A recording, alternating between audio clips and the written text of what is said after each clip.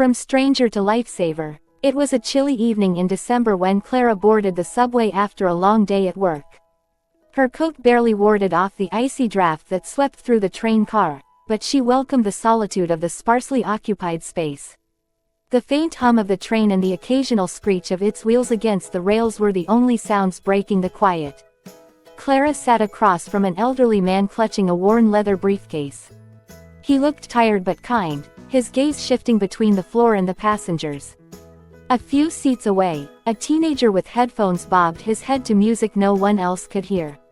At the next stop, the doors slid open with a hiss, and a young man in his late 20s stumbled in.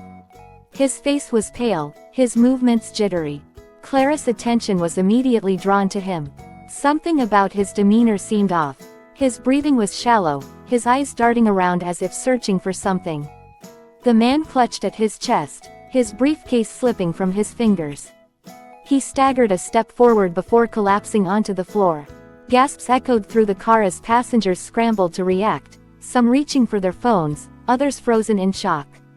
Clara's heart raced. She wasn't a doctor, but she had taken a basic first aid course years ago. The knowledge was buried under layers of forgotten memories, but instinct propelled her forward. She knelt beside the man and checked for a pulse. It was faint. "Does anyone know CPR?" she called out, her voice steady despite the fear clawing at her chest. The teenager yanked off his headphones. I don't, but I can call 911.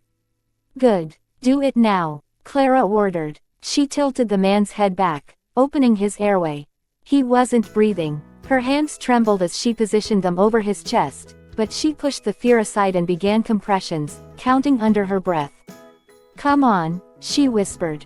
"Stay with me." Minutes felt like hours. The subway car seemed to hold its breath along with her.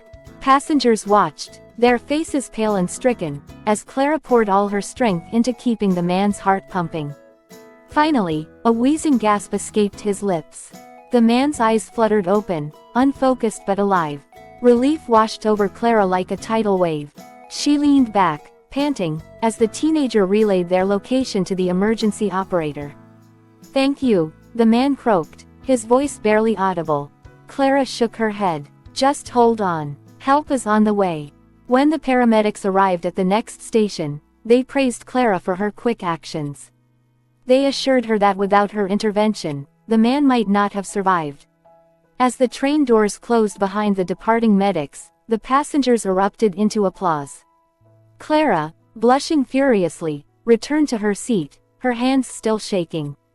That night, Clara couldn't stop thinking about the stranger whose life she had saved. She realized that, in moments of crisis, ordinary people could become heroes. It was a lesson in courage, humanity, and the profound connections that could form in the most unexpected circumstances. From that day forward, Clara carried the memory of the event as a reminder that even the smallest acts of bravery could change lives.